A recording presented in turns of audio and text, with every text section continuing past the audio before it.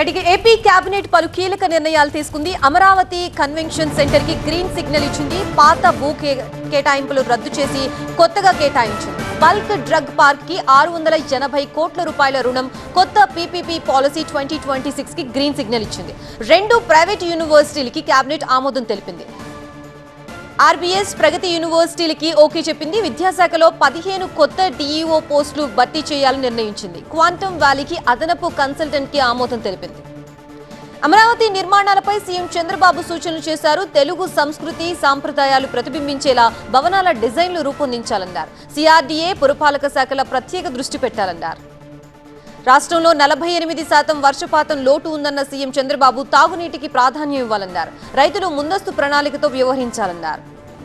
Cabinet సమావేశంలో CM Chandrababu కీలక వ్యాఖ్యలు చేశారు. వైసీపీ అరాచకాల్ని అరికట్టడానికి 2 నిమిషాలు చాలన్నారు. రాజకీయ ముసుగులో నేరాలు చేస్తున్నారని ఆగ్రహం వ్యక్తం చేశారు. జగన్ పరామర్శ అంటేనే ప్రజలు భయపడే పరిస్థితి వచ్చిందన్నారు. ఇదే అంశానికి సంబంధించి పూర్తి అప్డేట్స్ తో మా ప్రతినిధి ఈశ్వర్ సిద్ధంగా ఉన్నారు. Eshwar, AP cabinet overall updates ఏంటి, ఎలాంటి నిర్ణయాలు తీసుకున్నారు?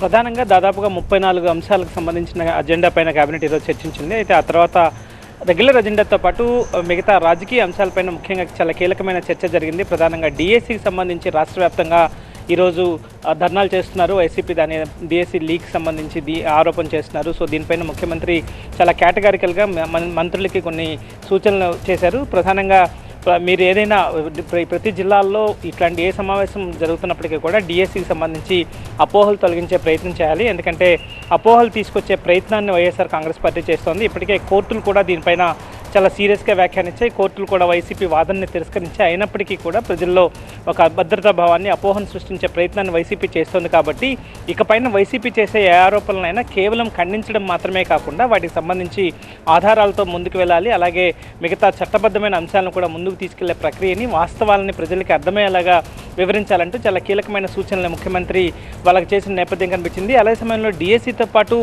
మిగతా నిన్న దేవరపల్లి ఘటనకు సంబంధించి కూడా ముఖ్యమంత్రి చాలా స్పష్టంగా మంత్రులకి సూచనలు చేశారు. ప్రధానంగా నిన్న జరిగిన ఘటనలో అక్కడికి వెళ్ళిన సందర్భంలో వైసీపీ కార్యకర్తలు తీవ్రంగా రెచ్చిపోయారు. ఒక మహిళకు సంబంధించిన టిఫిన్ షాపును కావచ్చు, లేకపోతే మిగతా కొన్ని దుకాణాలను కావచ్చు, లేకపోతే పొగాకు రైతులకు సంబంధించిన రైతు బేళ్లను కాళ్లతో తొక్కివేయడం ద్వారా అక్కడ తీవ్రంగా రైతులు నష్టపరిచారు. సో జగన్ పర్యటన చేస్తున్న సందర్భంలో శాంతి భద్రతలు దెబ్బతింటున్నాయన్న భావన ప్రజల్లో కలుగుతోంది. అది ప్రభుత్వానికి చెడ్డ పేరు తెస్తోంది. దాని పట్ల చాలా అప్రమత్తంగా ఉండాలి. వాటిని ఎప్పటికప్పుడు ఖండించే ప్రయత్నం చేయాలి.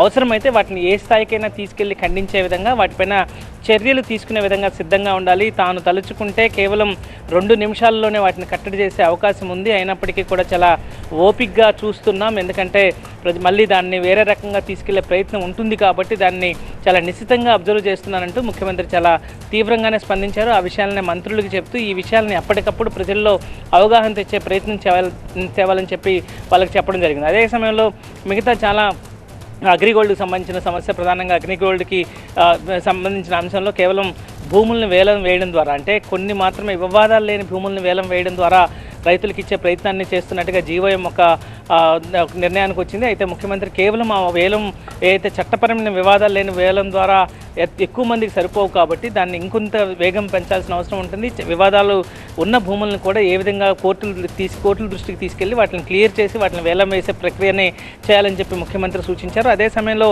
చాలా పారదర్శకంగా వాళ్ళ బాధితులందరూ చాలా ఓపికగా చాలా సుదీర్ఘంగా ఎదురు చూస్తున్నారు కాబట్టి వాళ్ళకి పేమెంట్స్ చెల్లింపులు చేసే విషయంలో చాలా జాగ్రత్తలు తీసుకోవాలి. లాటరీ లాంటి పారదర్శక విధానాలని వ్యవహరించాలి. ఇంకా అవసరమైతే తాను ఎప్పటికప్పుడు అగ్రిగోల్డ్ అంశంలో చర్చించడానికి తాను ఎప్పుడు అందుబాటులో ఉంటాను, ఎవరు ఎప్పుడైనా జీవోఎం తనని సంప్రదించవచ్చంటూ చెప్పారు. అదే సమయంలో ఎల్నినోకి సంబంధించి వర్షాభావ పరిస్థితులు చాలా తీవ్రంగా ఉన్నాయి కాబట్టి ఇప్పటికే 48% వర్ష లోటు ఉంది కాబట్టి చాలా తీవ్రమైన దుర్భిక్షం ఎదురయ్యే అవకాశం ఉంది. సో ఇప్పుడు త్రాగునీటికి సంబంధించి మొదటి ప్రాధాన్యత ఇవ్వాలి, ఆ తర్వాత పశుగ్రాసానికి ఇవ్వాలి, ఆ తర్వాత మిగతా అవసరాలను చూసుకోవాలి. రైతులకు కూడా ఈ విధమైన అవగాహన కల్పించకపోతే భవిష్యత్తులో ఇబ్బందులు ఎదురవుతాయి కాబట్టి పదే ముఖ్యమంత్రి ఆ అంశాన్ని మంత్రులు చెప్తున్నారు. పూర్తి స్థాయిలో రైతుల్లో అవగాహన తీసుకొచ్చే ప్రయత్నాన్ని చేయాలని చెప్పే ప్రయత్నం చేశారు. మిగతా ల్యాండ్ పూలింగ్ సంబంధించి అమరావతి రాజధానికి సంబంధించి చాలా కీలకమైన నిర్ణయాలు ఈరోజు తీసుకున్నారు. నెక్స్ట్ ఫేజ్ ల్యాండ్ పూలింగ్ కూడా సిద్ధమైనట్టుగా ఈరోజు నిర్ణయం తీసుకున్న నేపథ్యం కనిపించింది. ఎందుకంటే అక్కడ ఇన్నర్ రింగ్ రోడ్డుకు సంబంధించి కావచ్చు, లేకపోతే రైల్వే లైన్ అంటే స్పీడ్ రైల్స్ రావడానికి అవసరమైన కొత్త రైల్వే ట్రాక్ని ఏర్పాటు చేయడానికి దాదాపుగా 2000 ఎకరాల వరకు దాన్ని ల్యాండ్ పూలింగ్ చేయాలని నిర్ణయించారు.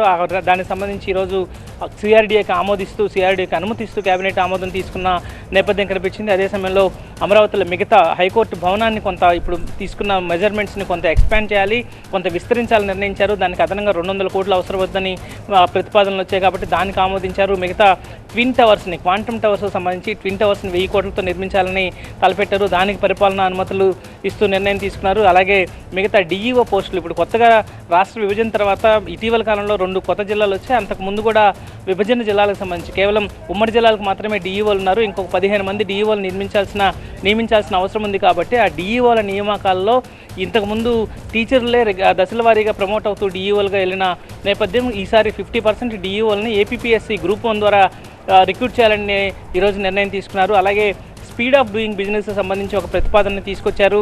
ఈజ్ ఆఫ్ డూయింగ్ బిజినెస్ స్థానంలో ఓమ్నిబస్ 2026 యాక్ట్ పేరుతో దాంట్లో స్పీడ్ ఆఫ్ డూయింగ్ని కలిపి ఆ యాక్ట్ని ఆ పాలసీని తీసుకొచ్చే నిర్ణయాన్ని తీసుకున్నారు. ఇంకొక కీలకమైన నిర్ణయం పాదాచారులకు సంబంధించి ఏవైతే ఈ పేవ్మెంట్స్ ఉంటాయో వాటికి సంబంధించి కూడా ఒక పాలసీని తీసుకొచ్చే ప్రయత్నాన్ని ఈరోజు కేబినెట్ చేసింది. దానికి సంబంధించి ఒక పాలసీని రూపొందిస్తున్నట్టుగా చెప్పారు. అదే సమయంలో అసెంబ్లీకి సంబంధించి కూడా చాలా కీలకమైన నిర్ణయం తీసుకున్నారు.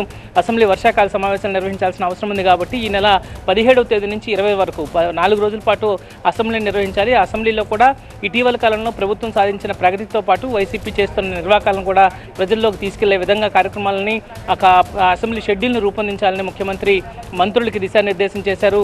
మిగతా కొన్ని రెగ్యులర్గా కొన్ని ప్రైవేట్ కళాశాలకి యూనివర్సిటీ హోదా కల్పిస్తూ కీలకమైన నిర్ణయాలు తీసుకున్నారు. అలాగే కొన్ని ప్రాంతాల్లో పుట్టపర్తి, మదనపల్లి లాంటి ప్రాంతాల్లో తెలుగుదేశం పార్టీకి సంబంధించిన కార్యాలయాలకు సంబంధించి స్థలాల కేటాయింపుకు సంబంధించిన కీలకమైన నిర్ణయాన్ని ఈరోజు కేబినెట్ తీసుకుంది. మిగతా వాటితో పాటు 3 చక్కెర కర్మాగారాలకు సంబంధించి సహకార రంగంలో ఉన్న చక్కెర కర్మాగారాలు కొన్ని దాదాపుగా మూతపడిపోయి ఉన్నాయి. చాలా కాలం నుంచి అక్కడ ఉన్న ఫ్యాక్టరీకి సంబంధించిన మిషనరీ మొత్తం చెడిపోయింది. అదే సమయంలో అక్కడ కోట్లాది రూపాయల విలువైన భూమి నిరుపయోగంగా పడి ఉంది. సో ఆ భూమిని వినియోగంలోకి తీసుకురావడం ద్వారా అక్కడ ఉపాధి కల్పించే అవకాశం ఉంటుంది, అక్కడ పరిశ్రమలు తీసుకొచ్చే అవకాశం ఉంటుంది. కాబట్టి ఆ దిశగా ఏపీఐసీసీకి ఆ భూములను ఇచ్చి అక్కడ పరిశ్రమల ఏర్పాటుకి జాగ్రత్తలు తీసుకోవాలని చెప్పి ముఖ్యమంత్రి సూచించిన నేపథ్యం కనిపించింది. సో ఓవరాల్గా అభివృద్ధి సంక్షేమంతో పాటు మౌలిక రంగాల విషయం సంబంధించి కావచ్చు, పెట్టుబడులకు సంబంధించి చాలా కీలకమైన నిర్ణయాలు ఈరోజు ప్రభుత్వం తీసుకున్న నేపథ్యం కనిపించింది.